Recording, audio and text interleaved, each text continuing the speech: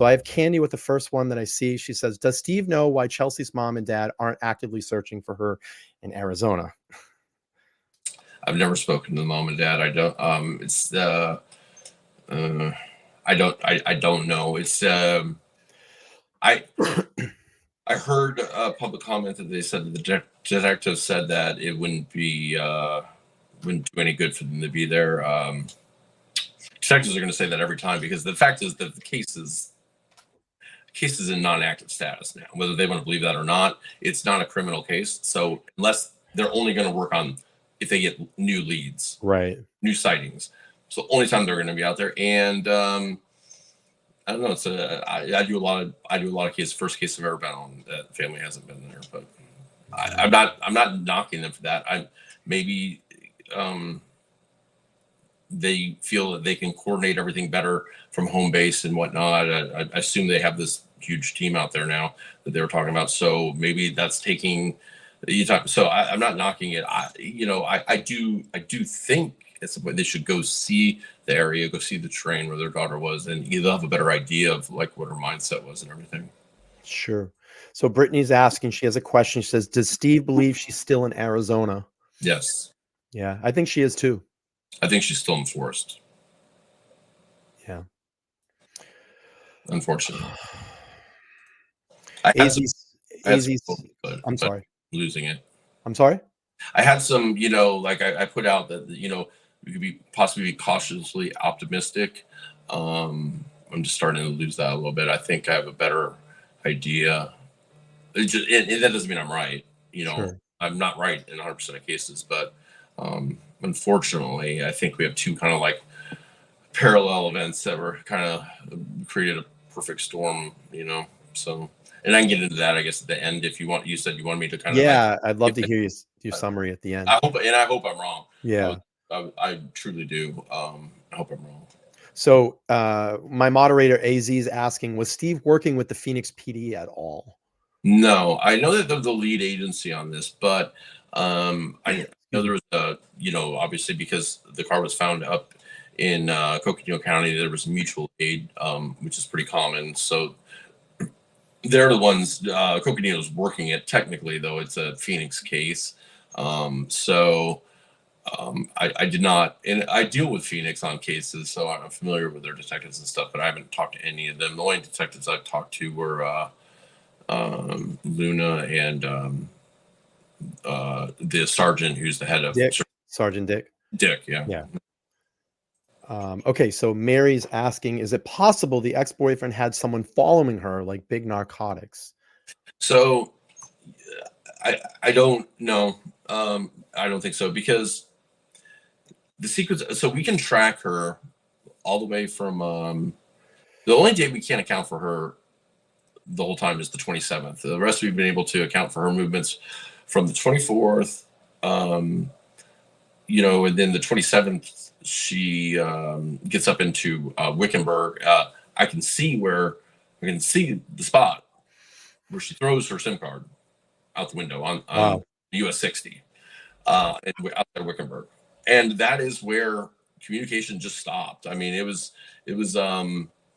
she was texting some people on the way to Phoenix. She met with that friend in Phoenix who I've talked to, by the way, and there was a misunderstanding there because somebody tried to send a message saying it was for me and it wasn't, and they got caught. But and that person, she was completely forthcoming. She's distraught over this, but we don't know exactly what she was doing the 27th. She has that get baptized on her to-do list. Yeah. And so she was on excuse me, 93. She goes through Wickenburg and then through Wickiup, and that would take you direct to there's a church there we think that she may have gone to in I forget the name of the city now, but it's also a straight shot to Vegas. And I will say that, because I don't think this is getting too personal, but I was able to see some of her Google searches. I was able to sync a phone, and it only didn't sync everything, but she did Google search Las Vegas, and she did Google search flights to Las Vegas from Phoenix to Las Vegas on October 16th. That's interesting because October 16th. Do I wait? That would be a breakthrough right there. No, well, she went missing on September 30th, right? Mm-hmm. Yeah, Yeah. so they were for the future. Yeah, they were for the future. So there was something in the future going on there. They were like 3 weeks out. It's odd that no, you're right. It's odd though too that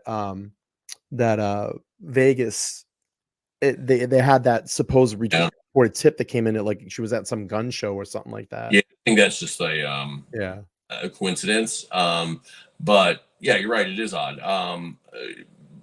She ran a couple other searches, and one of them was for a church where we think she might have gotten baptized, and that's her personal business. I don't think we need that. And then I'm looking at the searches right now. She searched her parents' address, her friend's address in Phoenix, public transit.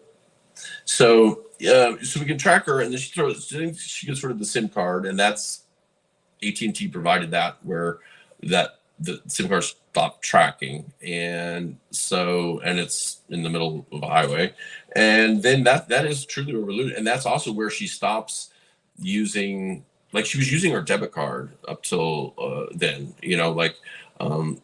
there was purchases from like dollar store and other motels, Expedia, and then she goes through Wickenburg, and I guess she decides that's the spot where she's like going off the grid, because disconnect, right? That she then goes to Seligman and is like, refuses to. Earlier in that video, she says that she's going to start using a different name, and she keeps to it, because then she goes. That was at about 11 in the morning. At 4 o'clock in the afternoon, she goes to a gas station in Williams and goes inside and wants to pay in euros. Yeah, that's the receipt. They said, take euros. And so she walked out and she hit this guy up for money. Was standing outside. And the guy happened to be, I don't know if he's like the franchise owner or if he's like the GM of several of these stores, but he just gave her $10. And she went in, and then she went back inside and bought $10 worth of gas. And then she wrote this note, which I'm not going to disclose, but I do think that it plays into what was going on with the pictures she was taking up in the forest. And I do hope that's being explored more. And it's I think it makes sense. And so she wrote this note on there. So there we can place her at 4:10, and then at 8:40 ish is the body cam encounter the same day. At the cemetery, and I went to the cemetery and I found most of the stuff she was taking photos with on the ground still. Right. That's at 8:40. The cop leaves, and then at 10:35 or so, she pulls into somebody's property right before State Road 164 and goes into a drainage ditch. Yep, that's on the report. But pulls it deep into their property. There's video of that. They have it in the evidence. There's video of that. I'd love to see it.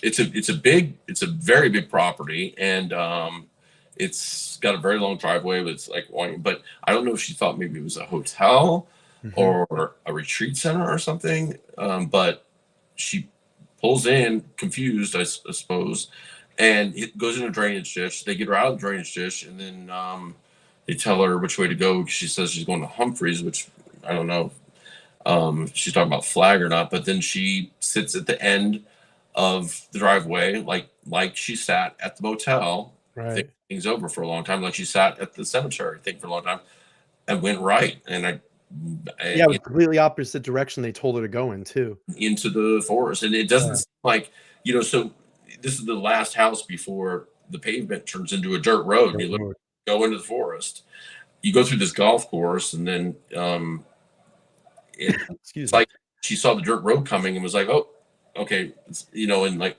turned in, like she didn't want to go there. And then, to answer that question, yes, I use thermal imaging, but there would be nothing to thermal image, to be honest with you. But we did. I used it just because of the AI detection software to pick up. Like they used Coconino County used a software program called Locate. I use a different one called Eagle Eye, but Oh shit! Sorry. we did use that. But yeah, it's like she said, "Oh, I don't want to. I'm at the end of the road," and pulled into that place. And I don't know what she thought it was, because it's not like she was just making a U. It turned out she went in, like 100 yards into the driveway and then went in a drainage ditch. So, Addie's asking, can you shed any light on the note she left? I think we're just gonna. I think it's important right now to keep that private. I think that's. I'll say that. So I know that we have a similar thing in our background where suicide's been. Probably just screwed up here. That's all right. So, so my brother and I lost my brother and my mother to that. And me too. Yep. That you have, and I don't think that this is the case in this, but my point is, mental health is something we really need to pay more attention to and not be ashamed of, and be willing to talk about it. And listen, I think that is going on here. There were some things with the particular to the bearded dragon, and if you go get the reports, you can read it on your own. But there's some things in particular to the bearded dragon that were going on mental health wise, and the note. I'll just say the note tied into the dragon. A person in her life that she lost, that died like 7 or 8 years ago, and I think she was going through a really hard time. Yeah. So AZ's asking really quick, you saw her throw out the SIM card. Did you see? No. So AT&T provided pings on it. They said that this is exactly where it stopped. And so she said in the video, I threw the SIM card out. So it's, so the SIM card was working, it was pinging, and then it stops it right in the middle of the 60 freeway, and or the 93, whatever it is. It goes through Wickenburg, and AT&T confirmed that. And then she says in there, I threw the SIM card out. So I think it's safe. Yeah, if you want to answer this real quick, and then we have a little an answer from PJ. She doesn't touch anybody. I don't, not anymore. Okay. I'll get into that at the end.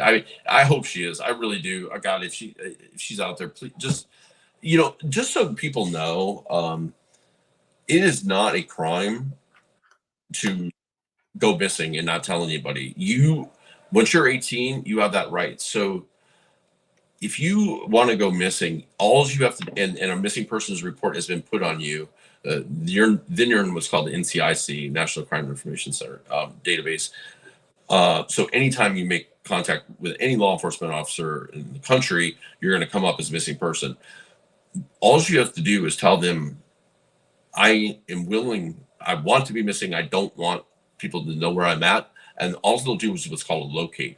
They will have somebody, usually by video, or have another officer that they'll send a photo to, just to make sure you're the person. They'll make sure you're okay. And then they'll call whoever filed the missing person report, and they'll say, we have located the person. They don't want their location given away. They're fine. That's all we can tell you. They will not give your location away. So if by chance she's out there, just call law enforcement and just say, I'm Chelsea Grimm. I am voluntarily walked away. I don't want to be found, and they will respect that. They're not lock you up. She's 18. Yep. You can do that, and they'll tell the parents she's fine. Sorry, it'll be case closed. Danielle's asking, do you think that she's in any type of rehab?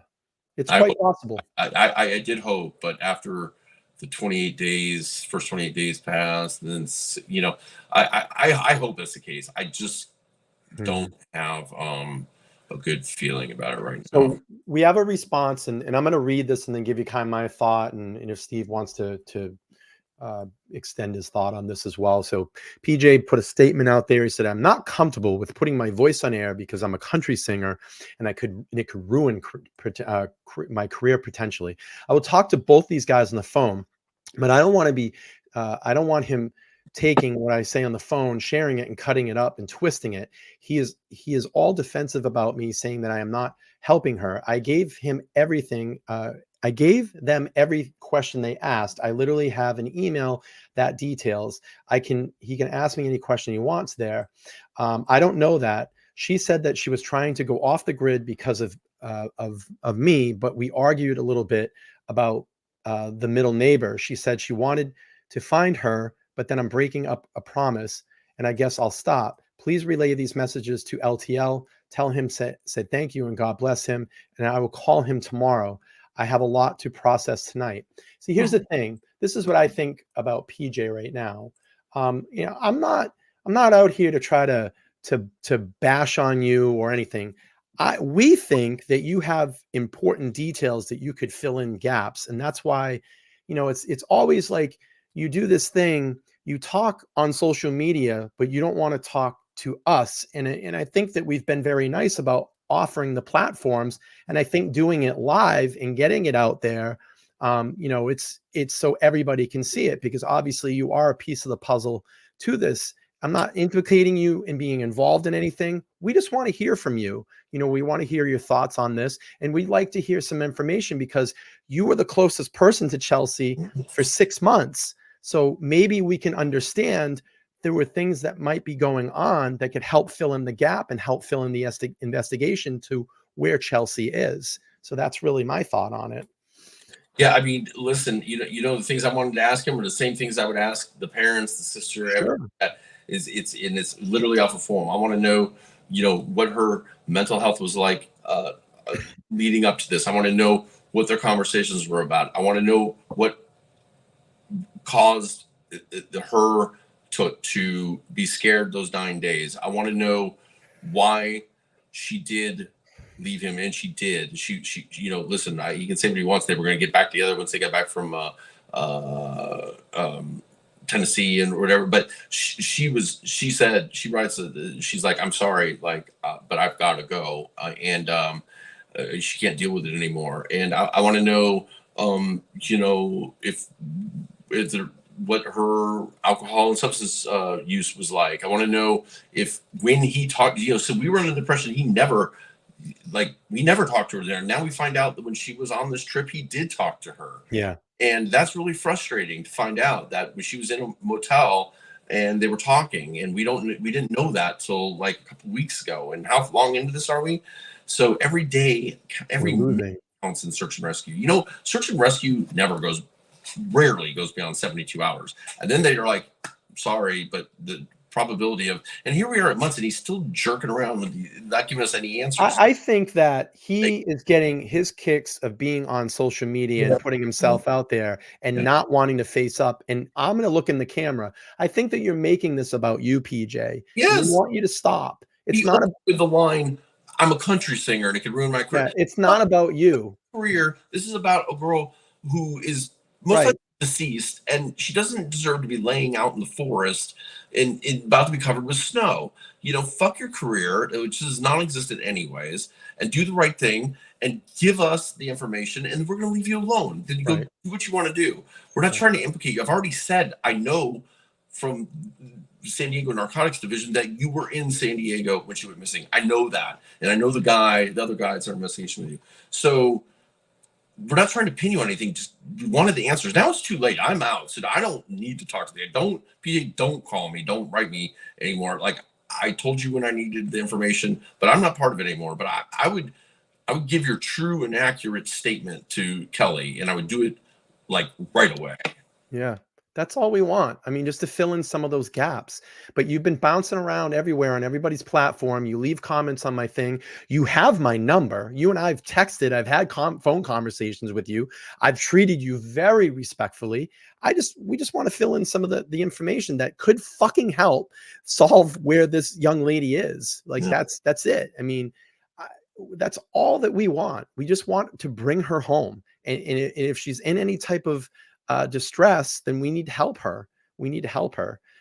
Hazel's asking really quick, could she, but going further, I'm not going to waste any more time on you. If you want to do it, I'll drop the link for you. You can call me when I'm live and we can talk about it, but I'm not going to waste my time. I feel like you're wasting my time. So, if you want to fill in those answers, we can set up a show and do it. You can come on here and let us know. Everybody else involved in this case,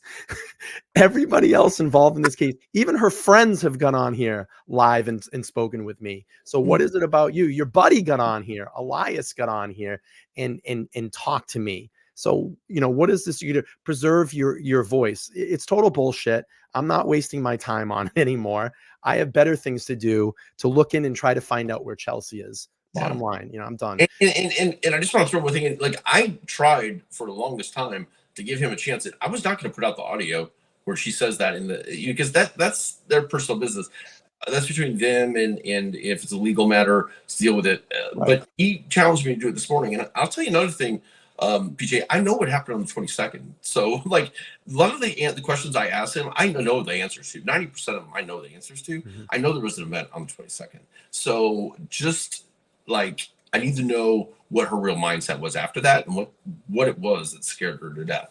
But I know generally what it was because, well, I can't. Yeah, sure. But, he just needs to be forthcoming because this girl was, I just saw a question go by. I might be a little bit behind. So she passed up help or something like that, and she did pass up help. And the only thing I can figure, two hunters came by.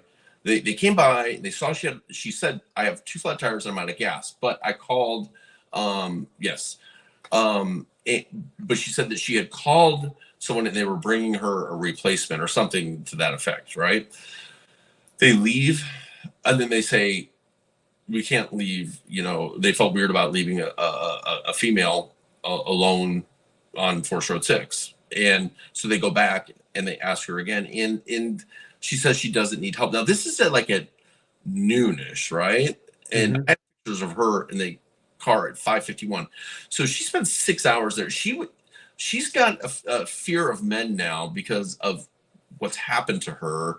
And I'm not saying it's just PJ. I have a feeling that there's trauma throughout her life, which I feel just devastated for her about. But this is what happens when men beat on women.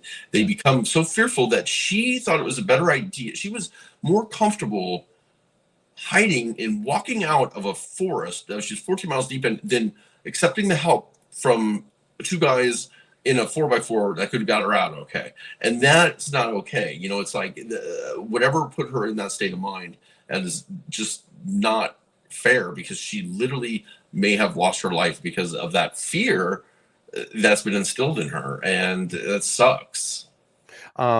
Yeah, also, and thank you for the 1999. And Vanessa, I got your Venmo earlier. Thank you for the 15. I appreciate that. Thank you for supporting LTL True Crime Podcast. Damn it, I had a thought. Oh, by the way, I just looked at my block list. My moderators did not block you, and I didn't block you. So you are free to chat here, PJ. I just told you I'm moving on from you because you don't want to come on live or call me. I mean, you have my number. I put it out there 1,000 times. You and I have talked on the phone, and I've dropped the link multiple times, but we will move on really quick. Carrie H with the 1999. Thank you so much. She said, PJ, you need to be transparent.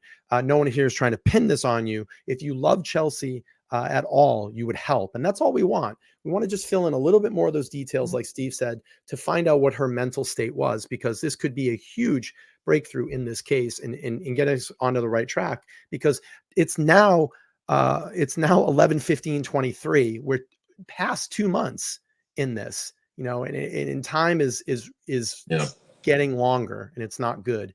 AZ, weren't the hunters that offered help a man and a woman? So again, kind of like the woodcutter thing, it gets a little confusing.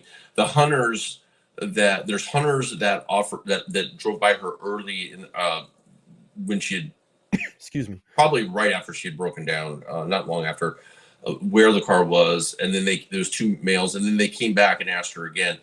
The male and the couple, the husband and wife hunters that are referenced, those are the people that actually called the car into Coconino County, because they had they had gone out on like the October 2nd, Mm. and then came back out on October 4th, and the car was still there. And they're the ones who took the pictures that we saw some of earlier, and they called it into Coconino County. So those are different hunters, but they never saw her. They just saw the vehicle. Sure. Let me just address this, and I'm going to get to that other super chat really quick. So Roger's asking, would he be willing to come on without a chat, maybe less intimidating? I'm going to answer that right now. The name of the show is Let's Talk Live True Crime Podcast. So we talk live here. I don't do recorded. I don't do anything like that. When we have guests on, we do it live. It's out there live. We allow the chat to go there because that's what we do. This is what the show is about. So no, I'm not going to do a recording. I'm not going to do anything. If he wants to come on, like I said, everybody that has been in and around this case that I have tracked down to be here, everything they've done is live. So my voice is fucked up, and it's been fucked up for 10 days, and I'm here doing it. So, and I'm not a country singer. I'm a podcaster. Body blow biscuit butter. What this name is just hilarious. Is there any reason to be suspicious of Elias in your opinion? They created suspicion on themselves. I don't see anything that besides not suspicious, but very maybe opportunistic. Again, Elias. I talked to Elias when I was in Flagstaff. I was told to call Elias by Kelly, and I don't know what the hell happened. I was in a hotel and I called him and I said, "Hey, I was told to call you." And he's like, "Oh, I've got all this information. You got to see it. Videos, suspect vehicles." Well, I'm like, okay, and I'm like, "So where are you at?" And he's like, "Well, I'm in Sedona." I'm like, "Oh, you're like 80 miles away." Yeah. So then he's like, yeah. He's like, "We're here for my, I'm at a secret location for my personal protection." And I'm like, okay.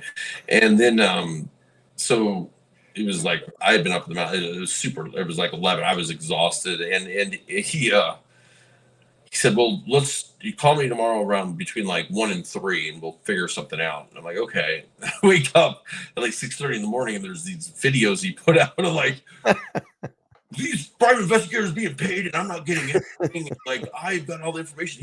He won't even give me a ride." And I'm like, "Give you a ride? What?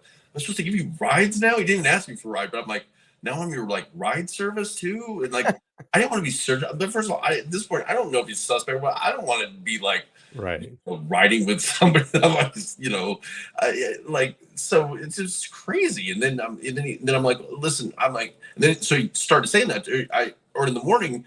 He called and I said, "Listen, I saw your video and I don't want your help. I don't need your help. I don't want your help. I was told to call you." I'm like, "I don't want anything to do with you." He's like, "Dude, you need to." And I'm like, "Listen, I've got it covered. I've got experience." He's like, "Oh, all the cops are up there are corrupt." And I'm like, I'm on a law enforcement search and rescue team. And he's like, "Well, I'm not saying that you are, but it's like, I'm like, it's just like, it was just." And I was just like, God, is this what this case is? Everything was so distracting. You know what I mean? And there was just everywhere. It seemed like we just hit these barriers everywhere. I mean, thank God that Coconino County kind of saw that it was becoming a real shit show, and they deemed it non-criminal case, and they were like, "You can have the evidence back," And I went to the evidence room and they gave it all back. And thank God, because it provided a lot of answers, but we could have used all that input from them. And, the thing is, here's what it comes down to answer that question. Do I think they're suspicious? No. For whatever reason, they wanted to come up and be the heroes and run search and rescue and this and that and do a GoFundMe. And, the gas stations that I went to and stuff, they all talked about them. They're like, they were out there like hitting up every customer for money. And it's just about, that's not what search and rescue is. Search and rescue, first of all, is, well, it's not that. Let's just say it's not that. I'll say this. I will give Elias a little bit of credit. He came out right away when I asked him, "Hey, come on the show." He was a fun guest to have on. My crowd loved him. I will say this if he's watching. Thank you. I mean, he had a lot of balls to come out right away and do that. I agree. And I watched that. And and it's great. It's just like, but we caught him on the GoFundMe, but that's another show. The thing is that he's thought we couldn't do our job without him, and then they wouldn't give, neither of them wanted to give the information, you know. Yeah. Like, and we thought they had information. It ends up they don't have information. You know, so it doesn't matter anyway. At this point, it doesn't matter. But at that time, we're thinking, okay, maybe they do have something, and we need that. And Yeah. like normally, like people that are like when we go on search and rescue missions, or like when I'm private investigator on a missing person case, like I just got back from Tennessee and I'm on 2 there. Like people are like pouring information on us. Like here, like just this, because you know it's hard to like weed through. These guys are like, whoa, whoa, whoa! I'm writing a book, and I'm a country singer, and like, Yeah. it's just like doesn't make sense. without him. So Carrie's got a feeling here. She just says Elias and PJ are clout chasers and they want attention. I got I'm sorry, I'm probably going to get this wrong. Armidia, I'm sorry. And she says, thank you for all that you do for the beautiful state of Arizona. Thank you. Thank you for being here. You know, I'm glad that, you know, we could shed some light on what was going out there. And again, we wanted to cut down all the conspiracy, all the bullshit that was being put out there. I wanted this to be transparent because this young lady doesn't deserve this. And ultimately, I think you're getting the tone of the stream. We just want her to come home. We just want her to come home. Oh, thank you. Like yeah, I love Arizona. I am the lead investigator for San Francisco. San Francisco is kind of I joke. There's some people in the chat that don't get that. Like, there's somebody else that likes to harass me that they think SF stands for San Francisco, so they're always like, "That's San Francisco investigator." Such a dipshit. No, it's your first and last name. Yeah. Real quick, and we'll clear this up. When did she meet up with her sister? She didn't. That I don't know where that started. I think what people are misunderstanding is when she met up with her friend in Phoenix. I think that's what the misunderstanding was surrounding that. Yeah.